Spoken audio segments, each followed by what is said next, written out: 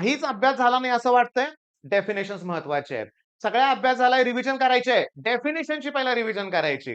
मग डेफिनेशन्स एवढ्या महत्त्वाच्या का आहेत आणि काय करायचंय ते या व्हिडिओमध्ये मी थोडक्यात तुम्हाला सांगतो. डेफिनेशन्स करत असताना पी-वाय-क्यूज करायचे आहेत फक्त. बास दुसऱ्या कुठल्याही डेफिनेशन्स करू नका. जे एक्झाममध्ये आतापर्यंत प्रश्न विचारले तेच करायचंय. ओके. मग डेफिनेशन्स कशा असतात? काय असतात? मी तुम्हाला सांगतो. तुमच्या पेपरमध्ये कदाचित एखादी डेफिनिशन डायरेक्टली तुम्हाला देतील. म्हणजे काय? The temperature at which surface tension become 0 is known as VS मध्ये असणार आहे. किंवा the temperature at which ferromagnetic substance become paramagnetic असा प्रश्न असेल. किंवा न्यूटन्स लॉ ऑफ विस्कॉसिटीचा वापर करून कोइफिशियंट ऑफ विस्कॉसिटीची डेफिनेशन तयार करा, असा प्रश्न येईल. मग आपली स्ट्रॅटेजी फिक्स आहे. कुठल्या डेफिनेशन्स करायच्या मी काय पीडीएफ देणार नाहीये.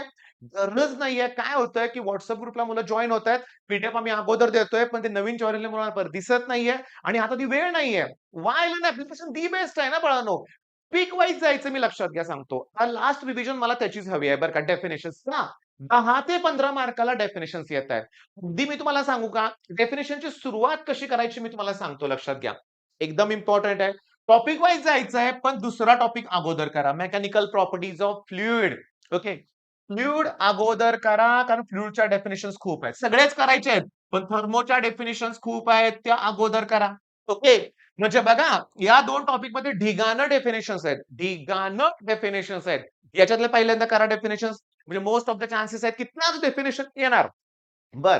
आता तुम्ही मला सांगा ऑप्शनला अजून काही टॉपिक ठेवलेत का?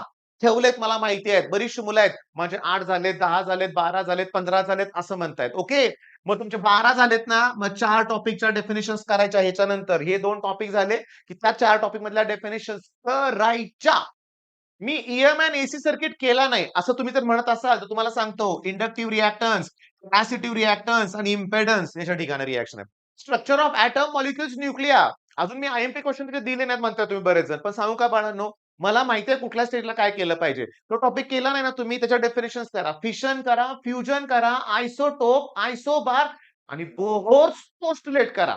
आणि जर अगोदर डेरिव्हेशन्स केले असतील तर करा बरं का. Are proportional to n square वगैरे. नाही डीके लॉ करायचंच आहे. मी आता सांगितलेले प्रश्न करायचे आहेत. म्हणजे डेफिनेशनची स्ट्रॅटेजी फिक्स आहे. ऑल टॉपिक्स कव्हर करायचे आहेत. आपल्याला सगळे टॉपिक ॲट एनी कॉस्ट आज कव्हर करायचे आहेत. लक्षात घ्या. म्हणजे रिव्हिजन करायचे बरं का बाळांनो. हो, करायचंच आहे. आणि जे मी टॉपिक सांगितलं तुम्हाला मेकॅनिकल प्रॉपर्टीज ऑफ फ्लुइड असू दे किंवा थर्मो असू दे, एक सुद्धा पीवायक्यू मिस करायची नाही.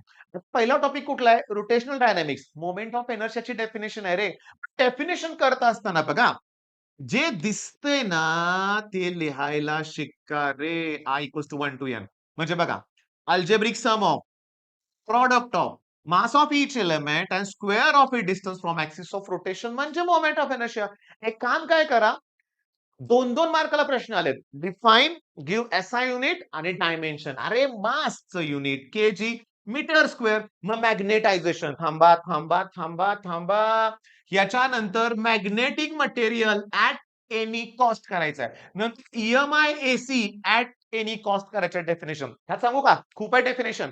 Magnetisation, susceptibility, magnetic field intensity, diamagnetic, paramagnetic, ferromagnetic आणि जे फेरोमॅग्नेटिक आहे ना, on the basis of domain theory तुम्हाला एक्सप्लेन करायचं लक्षात घ्या. मग आता सांगू का?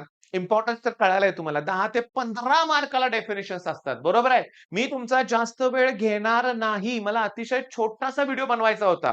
पण याचा इम्पोर्टन्स मला सांगून झालंय. अरे बाळांनो, खरोखर प्लीज मी मागच्या व्हिडिओमध्ये बोललोय, पुढे सारखं बोलणार आहे, की तुम्ही आता सेल्फ स्टडी करा, करा, करा हे लक्षात घ्या. ओके. अजून देखील वाईट वाटतंय मला, की मुलं अजून लाईव्हच्या ट्रॅपमध्ये आहेत किंवा इम्पोर्टन्स क्वेश्चन्स पुढचे पैसे देऊन मिळतात असं वाटतंय तुम्हाला.